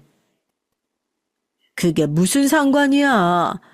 아니 그 집 아줌마가 그런 며느리 퍽이나 눈에 차겠냐고. 큰딸 말에 의하면 사위가 바람이 난 여자가 사위의 회사 계약직에 집에 딸린 식구가 많은 여자라고 하더군요. 그러면서 은정이 같은 며느리 보다가 그 며느리가 눈에 찰 리가 있겠느냐고요. 게다가 그렇게 욕심이 많은 양반이 말이죠. 저도 그 얘기를 들으니 조금 더 마음이 풀리긴 했던 것 같습니다. 그리고 아니나 다를까 그 상간녀를 찾아가서 머리채를 잡았다는 소식을 머지않아 들을 수 있었어요. 듣기론 너 같은 년이 감히 우리 아들을 꼬여내서 우리 아들 신세 망치게 했다. 뭐 그러면서 때린 것 같더라고요. 웃기지도 않아요. 누가 누굴 꼬여내요. 손바닥도 마주쳐야 소리가 나는 거지. 바람은 둘이 피운 건데 말입니다. 사실 저나 저희 딸은 그 일이 더 퍼지는 걸 원한 건 아니었거든요. 그냥 이 정도 했으면 되었으니 더 이상 시끄러울 거 없이 딸아이의 말처럼 정말 사위나 그 집안 식구들만 완전히 딱 인생에서 없는 사람처럼 도려내고 싶다. 그 정도였습니다. 그런데 그건 뜻대로 되지 않았어요. 그 사람 회사에서 결국 다 소문났나 봐. 사위가 다니는 회사에 사위와 그 상간녀의 불륜이 다 소문이 난 겁니다. 사위는 정직원이라 잘리진 않았지만 한직으로 발령이 난 것 같았고 그 상간녀는 계약 연장을 못하게 되었다고 하더군요. 뭐 회사로선 그렇게 하는 게 당연하긴 했을 거예요. 그런데 안사돈이 저희 식당을 찾아왔습니다. 이렇게까지 해야 속이 시원하겠어요? 제가 뭘요? 안사돈은 그 소문도 제가 낸 거라고 생각하는 모양이더라고요. 하지만 아니었거든요. 저나 제 딸은 그 망할 놈의 자식이나 당신 같은 사돈댁 싹 다 지워버리고 없는 것처럼 사는 게 소원인 사람이거든요. 막말로 우리가 아쉬울 게 뭐가 있어서 소문을 내고 다녀요. 그 상간녀랑 살림 차려서 불행하게 사는 꼴 보는 게 더 낫지. 뭐요? 어디 한번 잘 살아보라고 하세요. 그렇게 뭐 하나 가진 거 없는 며느리 얼마나 성에 차실지 모르겠지만요. 그런 제 말에 안사돈은 반박도 못하고 씩씩거리기만 하더니 급기야 이런 말도 하더군요. 손주 아버지 없이 키우는 거 정말 괜찮으시겠어요? 애 딸린 이혼녀라 이제는 재혼도 힘들 텐데. 무슨 제 딸아이를 이제는 어디 가지도 못하는 신세망친 여자처럼 얘기를 하길래 바로 비웃어 줬습니다. 그런 아버지 밑에서 크는 거보단 낫고 그리고 막말로 우리 딸이 인물이 빠져요. 능력이 없어요. 그리고 친정집도 이렇게 부잔데 지금 어디서 아무나 데리고 와도 당신 아들보다는 조건 나을 테니까 억지 좀 그만 부리고 양심 좀 챙기고 현실을 좀 봐요. 사람 하나 좋다고 생각해서 조건 그지 같아도 받아들인 건데 지 아들이 잘나서 받아준 줄 아나? 그 말에 안사돈의 안색이 분노로 시뻘개지는 게 보였습니다. 하지만 맞는 말이긴 했으니까 딱히 반박은 하지 못하더군요. 내 딸은 잘 먹고 잘 살 거니까 그만 돌아가세요. 네? 그리고 내가 한 재산 두둑히 챙겨주고 갈 건데 대체 뭐가 걱정이야? 그 말은 안색이 어두워지다 못해 하얗게 질르기까지 했어요. 맞잖아요. 저는 돈이 많고 제가 나중에 그 돈 어디에다 쓰겠어요. 딸들한테 다 물려주고 갈 건데. 가만히 그 전처럼 저희 딸과 저희 부부에게 잘하고 살았으면 그 재산을 자신의 아들도 함께 받았을 거라고 생각하니 눈이 뒤집어질 만도 했습니다. 그 말을 듣고 태도가 바로 바뀐 것을 보면 말이죠. 사돈, 제가 우리 아들 잘 설득하고 그 미친 새끼 제대로 혼쭐을 내줄 테니까 한 번만 용서해 주시면 안 될까요? 네? 인간이 살면서 실수 한 번쯤은 할 수 있는 거잖아요. 돈 얘기가 나오니 그렇게 바로 꼬리를 내리는 게 속이 너무 뻔히 보여서 우습기까지 했던 기억이 나네요. 이미 한 번 깨진 그릇은 원래로 되돌릴 수 없는 겁니다. 전 그 망할 새끼 다시 얼굴 보는 것도 소름 끼치니까 다시는 저 찾아오지 마세요. 한 번만 더 이렇게 식당으로 찾아오시면 업무방해로 신고합니다. 네? 그렇게 안싸돈을 쫓아냈습니다. 끝까지 잘못했다 봐달라 했지만 전 그럴 생각이 단 하나도 없었어요. 설사 딸아이가 그러고 싶다고 해도 안 되는 문제였습니다. 안싸돈은 그 뒤로 딸아이에게도 몇 번 더 찾아가서 읍소 아닌 읍소를 한 것 같았지만 딸아이가 다 쳐낸 것 같았어요. 그리고 그러던 와중에 정말 기가 찬 일이 있었습니다. 그 상간녀가 임신을 한 거예요. 정말 웃기지도 않죠. 그 상간녀가 임신했다는 소식 이후로 안싸돈은 저나 딸아이를 찾아오는 일을 그만뒀습니다. 본인도 이젠 정말 물 건너갔다는 걸 알았던 거겠죠. 물론 그 문제로 난리가 났다는 건 들었습니다. 절대 안 된다고 아이 지우라고 했다던데? 뭐? 아이를 지우면 우리가 받아주기나 하고? 그러니까 그래도 너 같은 걸 어떻게 며느리로 들이냐고 눈에 흙이 들어가도 안 된다고 노발대발해서 그냥 그 둘이서 혼인신고하고 산대. 그것들도 진짜 징하긴 하네. 그 원룸에서? 아니 이제 애도 태어나고 그 동네에도 소문이 파다해서 옆 동네 작은 빌라로 갔다는데 나도 자세하게 어딘지 모르고. 정 큰딸에게 그 소식을 동생에게 전하지 말라고 했어요. 아무리 정이 다 떨어지고 끝난 사이라고 하더라도 아이를 가지고 그러고 산다는 걸 들으면 씁쓸할 수 있잖아요. 딸아이는 이미 알고 있는 것 같긴 했지만요. 그렇게 한동안 사위도 안싸돈에 관한 얘기나 소식을 들을 수 없었습니다. 저희가 누구에게 물어보거나 알아보려고 하지 않았기도 했고요. 이젠 정말 끝이라고 모르는 사람처럼 지내고 싶은 마음이 가장 컸으니까요. 딸아이의 말처럼 그 부분만 지워버리고 싶었던 것 같아요.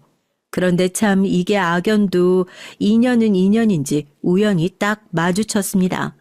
장을 보러 딸아이와 마트에 갔었을 때였어요. 그때 마침 장을 보러 온 건지 아니면 뭔지 몰라도 안싸돈이 멀리서 카트를 끌고 걸어오는 게 보였습니다. 처음엔 안싸돈 혼자인 줄 알았는데 뒤에 젊은 여자 하나가 난처한 얼굴을 하고 따라오고 있더군요. 직감적으로 알 수 있었습니다. 그 상간녀라는 걸 말이죠. 사실 저라면 모르는 척을 했을 것 같은데 안싸돈은 거기서 아는 척을 하고 멈춰 서더라고요. 아마 본인도 모르게 그랬을 거라고 생각해요. 그리고 뒤따라오던 여자도 안싸돈의 그 시선을 따라 저와 딸아이를 봤어요.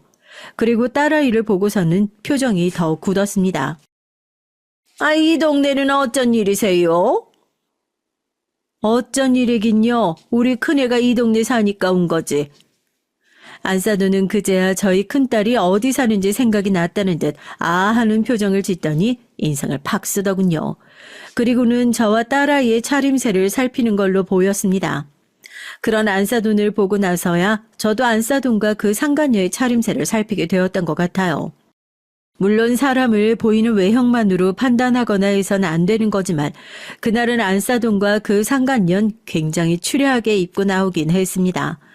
안싸돈은 누가 봐도 집 앞을 막 나온 듯한 헐렁한 바지에 티셔츠였고 그 상간녀도 원피스를 입었는데 그냥 티셔츠 같은 상당히 오래 입은 듯한 긴 티셔츠를 원피스를 입고 있었죠.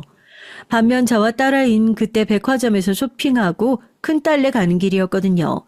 큰딸이 사달라고 한 게 있어서 급하게 사러 주변 마트에 들어온 거였고 말이죠. 그래서 나름대로 비싼 옷을 입고 가방을 들고 있었습니다. 마트에 가는 차림새가 아니긴 했어요. 저희를 위아래로 훑어보던 안싸돈이 조금은 부끄러워진 듯 자기의 차림새를 한번 보더니 헛기침을 하더군요. 그리고는 이렇게 말했습니다. 누가 동네 마트를 그렇게 차려입고 와요? 누가 봐도 열등감이 느껴지는 말투로 말이죠. 그래서 제가 더 열받으라고 더 배 아프라고 이렇게 말했습니다. 우리 애가 주말에 중요한 일이 있어서 제가 옷이랑 가방을 좀 비싼 걸로 사주려고 방금 백화점 다녀오는 길이거든요. 중요한 일, 그게 뭔데요? 알아서 뭐하게요?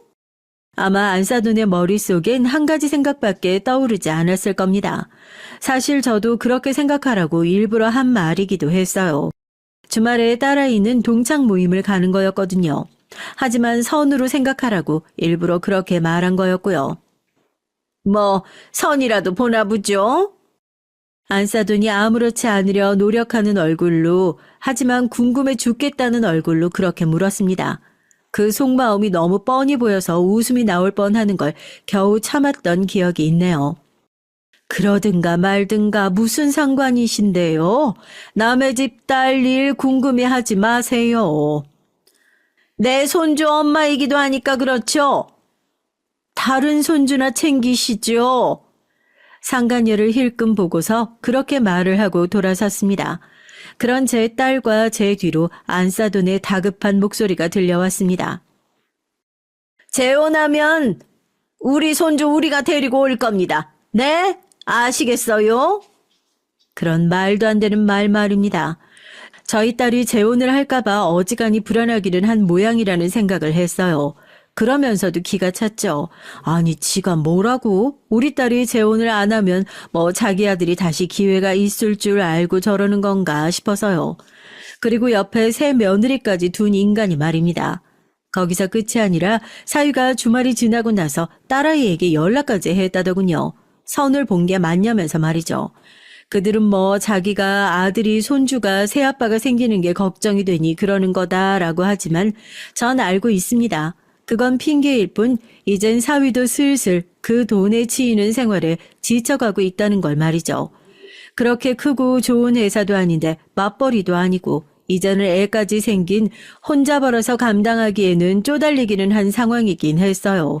아마 저희 딸아이와 살 땐 한 번도 그런 고민을 해본 적이 없을 테니 더더욱 비교가 되었을 거고 말이죠. 딸아이가 이러더군요. 재혼 생각 크게 없었는데 그 인간들 그러는 거 보니까 생각을 다시 해봐야겠어. 하고 말입니다. 그 말이 전 반가웠습니다. 뭐 꼭 남편이 있어야 하는 건 아니고 요즘은 혼자서도 잘 사는 사람들이 많긴 하지만 그래도 부모 마음은 또 그런 게 아닌 거잖아요. 옆에서 든든하게 딸아이를 지켜주는 사람이 있었으면 하는 마음이 드는 거 말입니다. 물론 한번 당해봤기 때문에 사람을 보는 거에 있어서 더 신중해야 한다는 생각은 하고 있지만 말이죠. 겉만 봐선 절대 알 수 없는 거라는 걸 큰 값을 치르고 배웠으니까요. 아마 사위는 살아가면 갈수록 자신이 얼마나 큰 걸 놓쳤는지 더 처절하게 배울 겁니다. 그리고 더 처절하게 후회할 거라고 말이죠. 그게 가장 큰 벌이지 않을까 싶어요.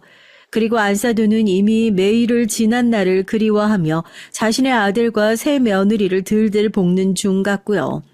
그것만 봐도 알 수 있어요. 그들은 절대 평생 행복해지지 않을 거라는 사실 말입니다. 저나 딸아이나 그거면 된 것 같다는 생각을 최근엔 조금 하게 된 것 같아요. 그래서 저도 이제 복수 대갚아준다 뭐 이런 생각을 다 내려놓고 살려고 합니다. 그러기 위해서 이곳에 사연을 보낸 것도 있어요. 다 털어놓고 이젠 정말로 다 잊으려고 말이죠. 저나 딸아이가 더없이 행복하게 사는 게 그들에겐 최고의 복수고 불행이라는 걸 알게 됐으니까요. 더 보란듯이 잘 살려면 잊어야 하지 않겠어요? 얘기를 하다 보니까 구구절절 너무 길어진 게 아닐까 싶네요. 하지만 할 얘기가 많았어요. 그리고 아마 여러분들도 다 들으셨으면 제가 왜 이렇게 말이 많았는지 다 이해하실 겁니다. 저희에겐 그래도 마무리가 잘 된 일이라 이렇게 사연을 쓸 수 있는 거기도 하고 말이죠. 남이 주는 호의를 당연하다 여기지 않고 자신이 지금 누리고 있는 것에 감사하기만 해도 일어나지 않았을 불행인데 참 멍청한 사람이 많은 것 같기는 해요. 누군가에겐 제 얘기가 교훈이 되면 좋겠다는 생각이 들기도 하네요. 마지막까지 제 얘기 함께 들어주시고 공감해 주셔서 감사합니다. 어떻게 들으셨는지 소감 많이 써주시면 좋을 것 같네요. 제가 댓글 읽고 이런 걸 좋아해서 말이죠. 그러면 이제 그만 여기서 사연 줄일게요. 건강이 최고인 거 아시죠? 늘 건강하시고 행복하세요. 안녕하세요. 저는 50대의 여성이에요. 얼마 안 있으면 민족의 대명절 추석이 다가오는데요. 전 추석 때가 되면 몇 년 전에 일어났던 시아버님의 사이다 같은 통쾌한 사건이 생각납니다. 지금도 시아버님을 뵈면 그때 일에 대해 얘기꽃을 피운답니다. 여러분은 어떤 사건인지 궁금하지 않으신가요? 그럼 제 사이다 사연 끝까지 잘 들어주세요.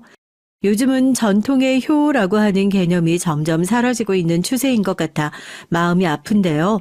저 역시 시댁이나 친정 부모님이 연로하셔서 여간 걱정이 되는 게 아니에요. 다행히 저희 시아버지는 아직까지 특별히 아픈 곳은 없으십니다. 그저 기력이 좀 떨어지셔서 그렇죠. 올해 시아버님 연세가 83세이신데 아직도 혼자 사시면서 밭일을 소소하게 하고 계세요. 저희 가족들을 소개하지 않았네요. 저희 시댁은 시어머니께서 10년 전에 암으로 돌아가셨고 시아버님만 해남 땅끝 마을에서 농사 짓고 계세요. 주로 고구마를 하십니다. 그리고 시부모님은 3남 1녀를 두셨는데요. 저는 그중에 맏며느리가 되겠네요. 이젠 저도 50대 후반이라 애들은 다 장성했고 다들 독립해서 제 할 일을 착실히 하고 있어요. 제 남편이 맏아들이고 그 밑에 두 남동생이 있는데 다들 결혼해서 잘 살고 있습니다. 그리고 막내 아가씨는 결혼해서 미국에서 간호사로 살고 있고요. 저희 남편도 50이 될 때까진 회사에서 죽어라 일만 하던 사람이었어요. 그래서 전 애들이 어릴 땐 남편에게 도움 하나도 못 받고 독박 육아를 할 수밖에 없었습니다. 그리고 애들이 학교에 들어간 뒤로는 학습지 선생님, 보험 영업 같은 일들을 해서 애들 학원비를 벌었고요. 그러던 어느 날 남편이 저와 한마디 상의도 없이 회사를 그만둔 걸 알았어요. 그땐 정말 하늘이 무너진다고 해야 할까요? 정말 매일이 답답했습니다. 매달 받던 월급이 없어지니까 당장 먹고 살 길이 막막했거든요. 생각해 보세요. 제가 기껏해야 한 달에 200만 원 정도 버는데 그 돈으로는 애들 학원비 되기도 빠듯한 처지거든요. 그런데 가정 경제의 주축을 담당했던 남편의 수입이 하루아침에 없어지니까 눈앞이 캄캄하더라고요. 물론 남편이 그동안 회사에서 일하느라 고생한 것 저도 다 압니다. 하지만 남편이 퇴직했을 때 큰애는 대학생이었고 작은애는 고등학생이었는데요. 그 애들의 등록금이며 사교육비만 해도 얼마나 많이 들겠어요. 그런데 아무 대책 없이 회사를 그만둬 버렸다니까 남편에게 저절로 잔소리가 나올 수밖에 없었죠. 그러면 남편은 대꾸도 없이 획하니 집을 나가버리는 것이었습니다. 제 잔소리가 듣기 싫다는 무언의 시위 같은 것이었죠. 지금은 화해하고 정답게 지내지만 그땐 정말 이혼이라도 해야 하나 하는 생각이 들더라고요. 그만큼 남편과 전 매일 얼굴만 마주치면 싸우는 지경에 이르렀습니다. 지금 생각해보면 그때의 남편은 우울증이 왔었던 것 같아요. 번아웃 증후군이라고 하죠. 열심히 일만 하다가 회사에 치이고 밑에서 젊은 애들은 치고 올라오고 결국 회사에선 설 자리가 없어지게 되었나 봐요.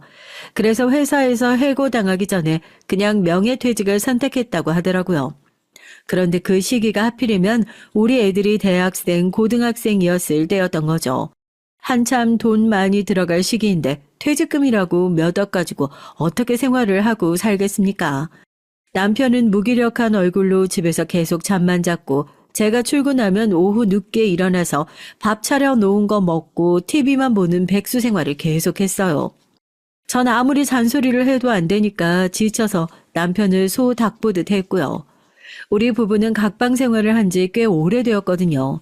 남편은 제가 코를 고는 것이 시끄럽다고 하고 전 자다가 남편이 뒤척거리는 게 싫었습니다.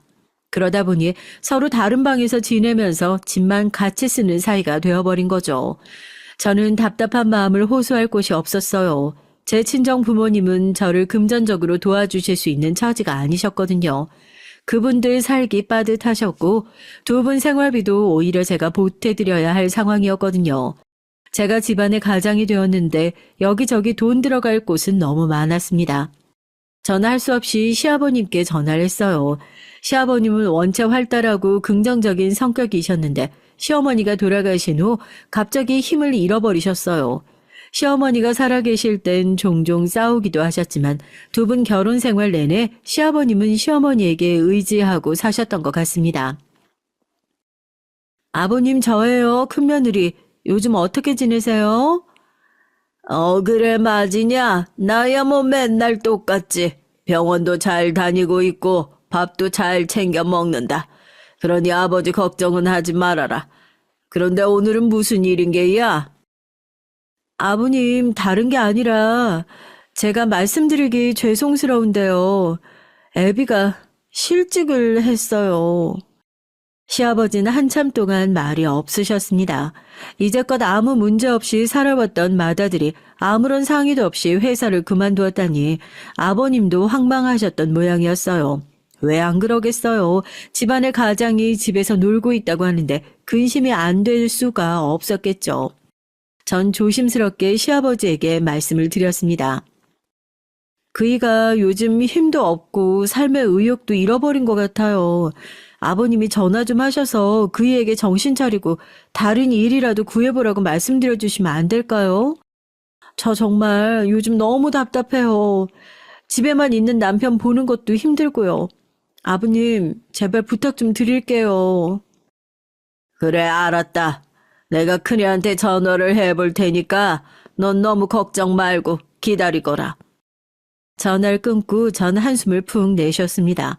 정말 드리기 힘든 말씀이었지만 그래도 아버님이 압박을 해야 남편이 뭐라도 할 것 같았으니까요. 그땐 시아버지밖에 매달릴 곳이 없었어요. 시아버진 바로 남편과 통화를 하셨나 보더라고요.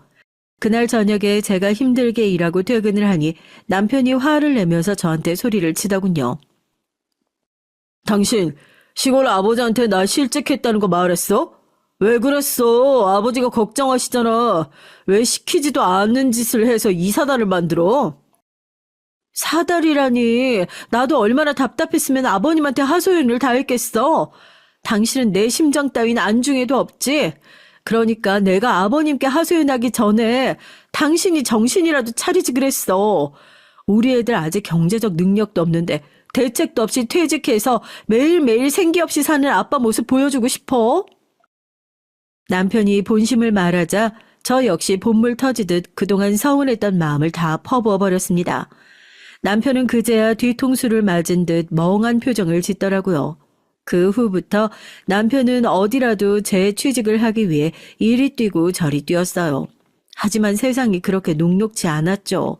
50이 다 된 명예퇴직자를 다시 써주는 회사가 어디 있겠습니까?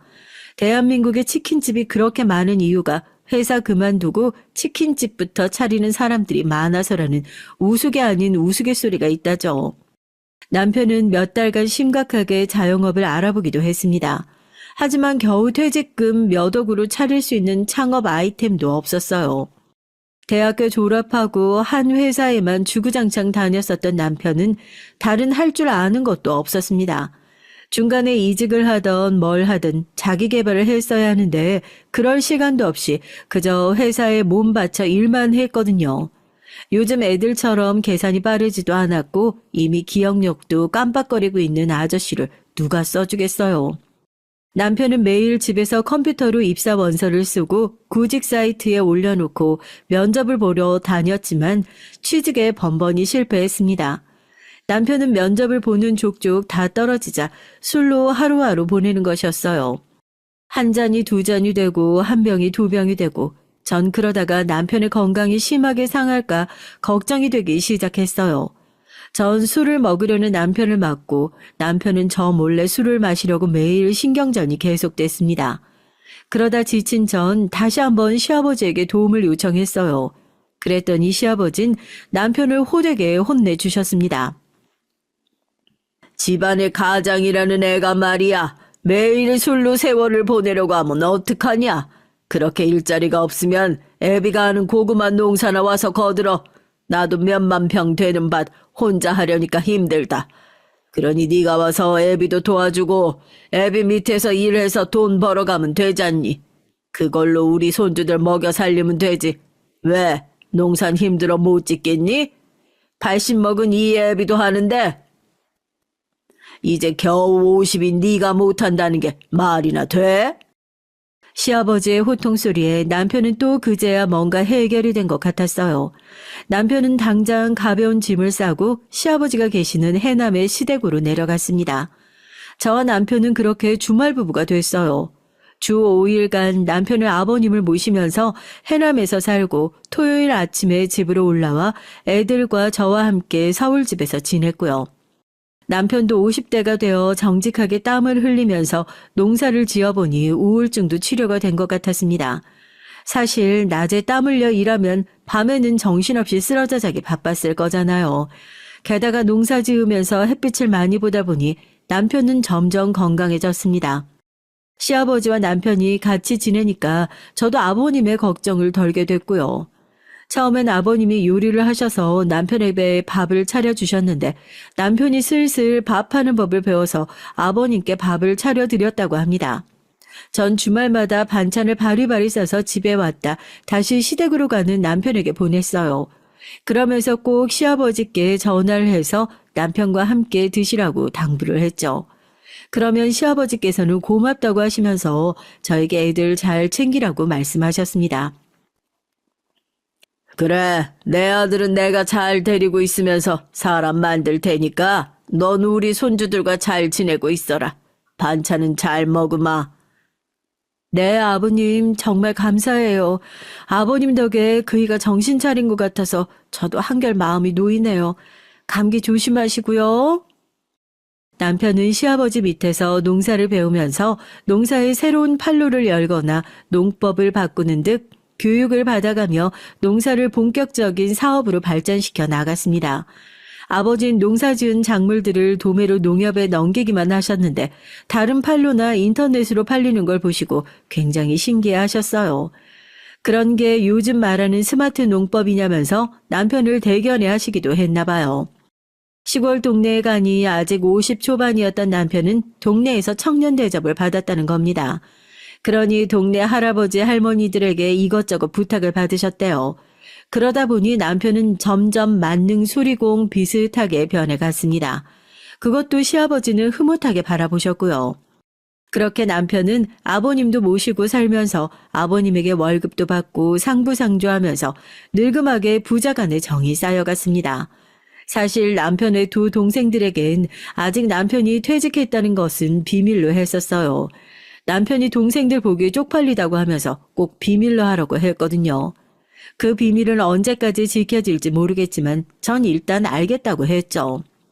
큰 시동생은 S전자에 다니고 있었고 작은 시동생은 중소기업을 하나 운영하고 있었어요. 도시락 유통회사인데 둘 다 남부럽지 않을 만큼 돈을 잘 벌고 있었습니다. 큰 시동생은 아산에 있는 S전자 반도체 근처에 있는 신도시 아파트에서 살고 있었고요. 작은 시동생은 서울에서 살고 있었습니다. 두 시동생들이 막 결혼했을 무렵엔 시댁의 명절 때만큼은 잘 찾아오곤 했어요. 그때는 조카들도 어렸고 시어머니도 살아 계셨던 때였기 때문에 동서들이 시어머니 눈치를 봤거든요. 하지만 10년 전에 시어머니가 돌아가신 후부터 동서들은 점점 명절에 이 핑계 저 핑계를 대면서 혼자 사시는 시아버님을 찾아뵙지 않았습니다. 전 맏며느리의 도리를 다해야 된다는 생각에 이제까지 명절 때만큼은 시아버님을 꼭 찾아뵙고 이틀이나 사흘 머무르다 갔고요. 힘들어도 시아버님께 안부 전화도 꼭 드렸고요.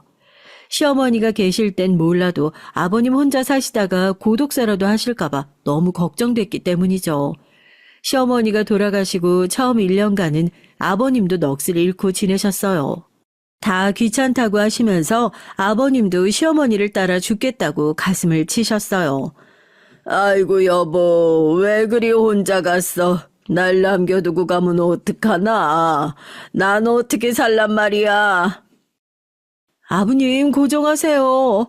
어머니도 마지막에 말씀하셨잖아요. 아버님 만나서 행복하셨다고요. 어머니는 끝까지 아버님 걱정만 하시다 가셨어요. 그러니까 아버님 얼른 힘내서 털고 일어나셔야죠. 넋놓고 집에만 계시던 아버님께 매일 전화를 드렸죠. 경로당에 나가서 친구분들과 어울려 지내시라고 부탁을 드렸습니다. 아버님은 제 의견을 받아들여 차츰 예전의 생기를 되찾아 가셨고요. 그때는 힘들어도 한 달에 2번 꼭 아버님 얼굴을 뵈러 갔었던 것 같아요.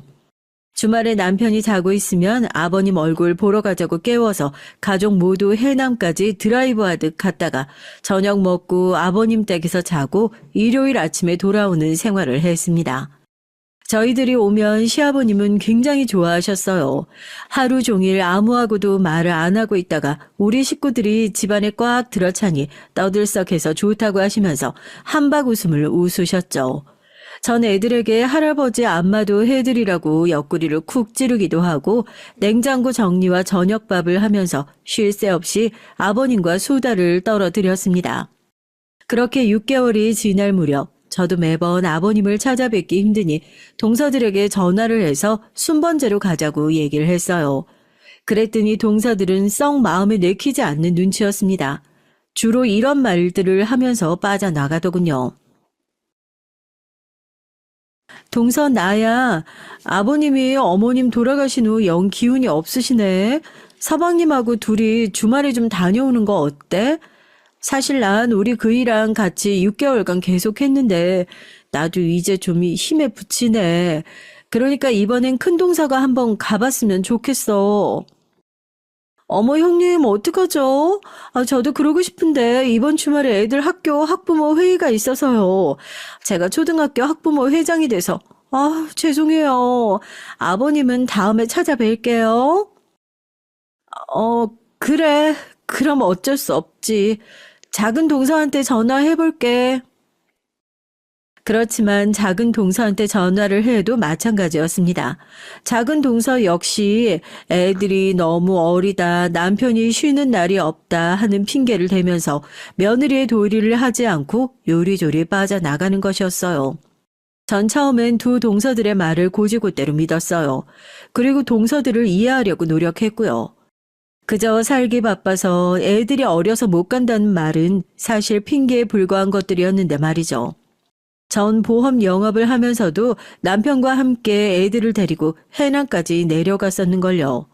그런데 동서들은 시동생들이 돈을 잘 버니까 집에서 애들 건사하고 전업주부로 사는데도 한 달에 한 번 아버님을 찾아뵙는 것조차 싫어하는 것이었습니다.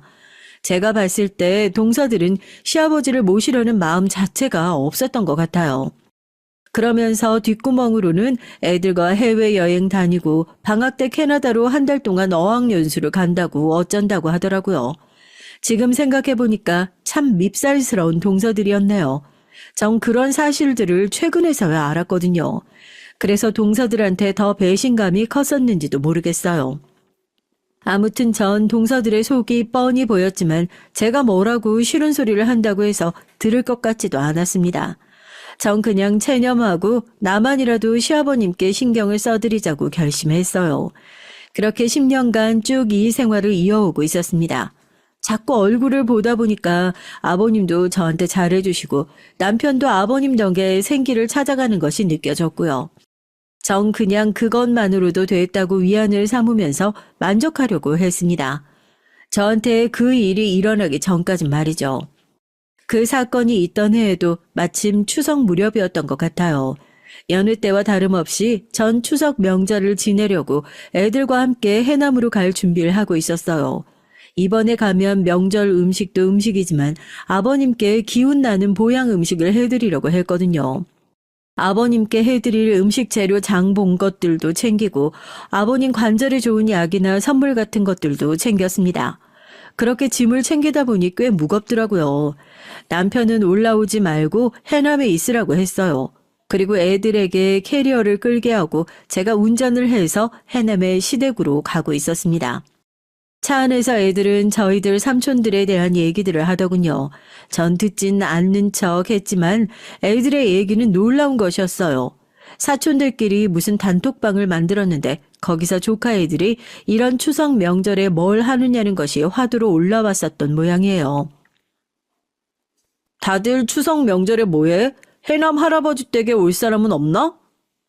우린 동남아로 여행 가는데? 우리도 가는데 형네는 어디로 가? 우린 보라카이. 와, 우린 베트남 가는데 좋겠다, 보라카이. 거기 바다 엄청 좋다면서? 베트남에서도 맛있는 거 많이 먹고 올 수 있잖아. 난 거기가 더 부러운데? 말없이 카톡이 울리는 단톡방을 보고 있던 작은 아들이 갑자기 저에게 이런 푸념을 하는 것이었어요. 우리는 왜 명절마다 시아버지가 계시는 해남으로만 가야 하느냐고요. 제 사촌 동생들이 명절 때마다 시댁에 안 가고 해외여행만 다니는 것이 부러웠던 모양입니다. 전 작은 아들에게 엄하게 타일렀어요. 그런 말 하면 안 된다고요. 할아버지를 찾아뵙고 인사를 드리는 게 자식과 손주의 도리라고 말이에요. 그러면 삼촌들은? 삼촌들은 할아버지 자식 아닌 거야? 이런 건 불공평하잖아. 우리 아빤 맏아들이라는 이유로 할아버지 모시고 사는데 삼촌들이 이제껏 할아버지한테 도움 같은 거 드리는 걸 본 적이 없잖아. 엄만 그렇게 생각하지 않아요? 큰애는 동생에게 눈치를 주면서 조용히 있으라고 했지만 작은 아들은 멈추질 않았어요. 그동안 쌓여있던 그 애의 불만이 한꺼번에 터져 나온 것이었습니다. 솔직히 저희 아들도 명절 때마다 대학생 친구들이랑 해외여행 가고 싶었겠죠. 중학생만 돼도 명절에 할아버지 할머니 찾아뵈러 가지 않는 애들이 많다고 하던데 우리 애들은 그래도 착한 편이었습니다. 그때까지도 아무 불평 없이 따라다녔으니까요. 그래, 맞아. 엄마도 너랑 같은 생각이야. 하지만 작은 아버지들에게 억지로 오라고 강요할 순 없잖니. 작은 아버지들도 생각이 있으면 할아버지에게 늦게나마 효도할 날 오겠지. 우린 신경 쓰지 말고 우리 할 도리나 하자. 그게 맞는 거라고 생각해요, 엄만. 할아버지도 너무하셔. 다 같은 아들들인데 우리 아빠한테만 엄하신 것 같잖아. 다른 아들들한테도 잘못한다 싶으면 혼도 내시고 호통을 치셔야 부모잖아. 전 작은 아들의 논리정연한 말에 할 말을 잃었습니다. 아이들의 눈에도 보였던 거예요. 그동안 시동생들과 동서들의 비열한 말과 행동들이 말이에요. 제 작은 아들도 그들의 행동이 이치에 안 맞고 불합리하다는 것은 다 알고 있었던 거예요. 작은 아들은 그걸 속 시원하게 말하지 못하고 이제껏 끙끙 앓고 있었던 모양입니다. 안 되겠다 생각한 전 방법을 바꿨어요. 작은 아들을 달래기 시작한 거예요. 그래, 아버지한테 말하고 이번엔 작은 아버지 가족들한테도 할아버지 댁으로 다들 오라고 연락해보자. 그러면 됐지? 불만 없지? 준호, 너 행여라도 할아버지 앞에서 버릇없이 이런 말들 하면 안 돼. 그랬더니 작은 아들은 입을 오리처럼 내밀면서 불퉁하게 알았다고만 대답했습니다. 아직도 작은 아들의 마음속은 불만으로 가득 찬 것 같았어요. 언젠가부터 동서들이 명절에 아버님 집으로 오지 않자 그 애의 마음속에 싹트기 시작한 불만들은 빠르게 저한테도 전염되어 갔습니다. 그동안 저도 참고 신경 쓰지 않으려고 했지만 점점 동서들과 시동생들의 행동들이 도를 넘어서고 있다는 걸 알게 됐어요. 예를 들어 말하면 이런 일이었습니다.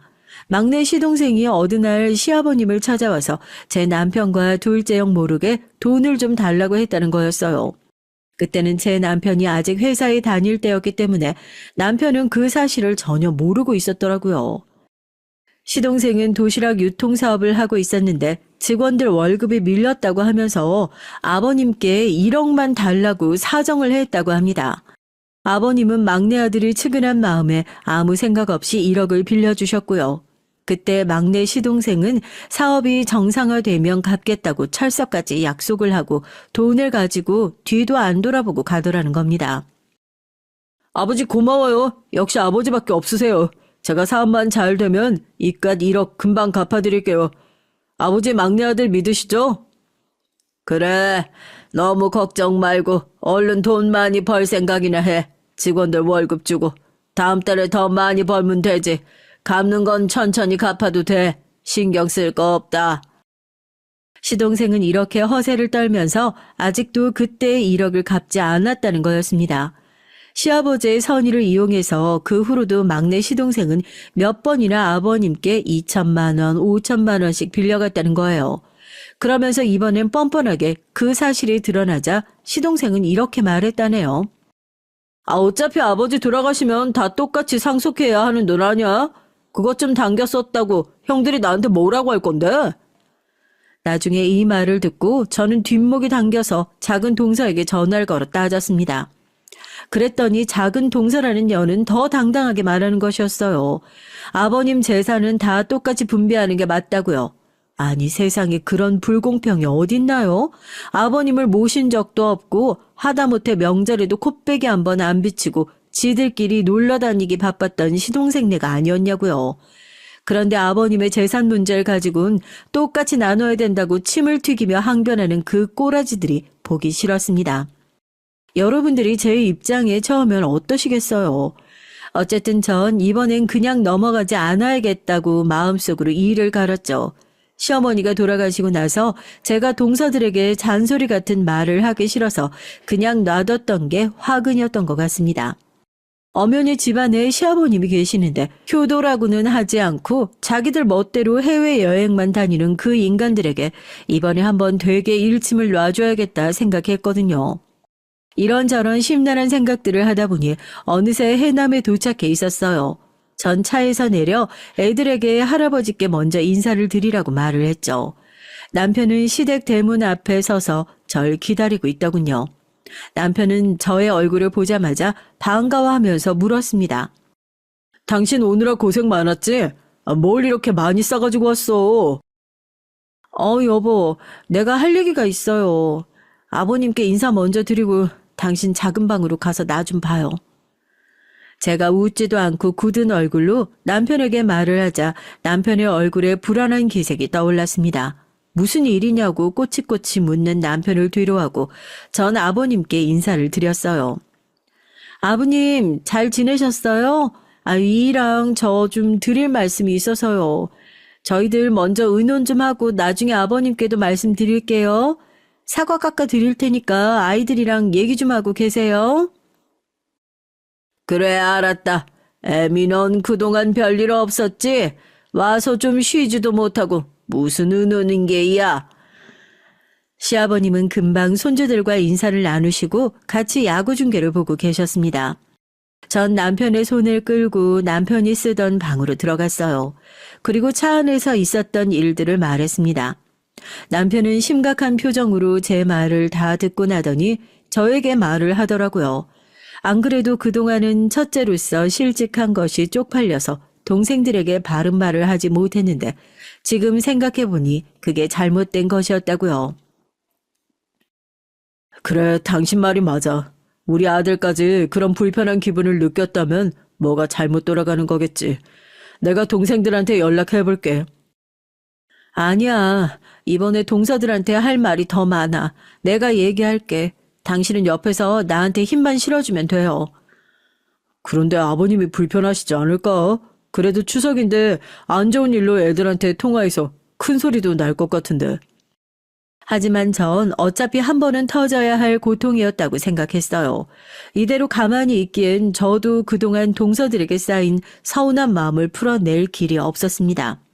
이대로 계속 놔둔다면 시동생들과 동서들은 막말로 아버님이 돌아가신 후에나 와서 아기들처럼 재산 분할해달라며 떼를 쓸 게 아니겠어요? 그런 그림이 그려지자 전 소름이 끼쳤습니다. 전 방을 나와 야구를 보시는 시아버님 앞에 무릎을 꿇고 앉았습니다. 남편도 엉겁결에 저를 따라 했어요.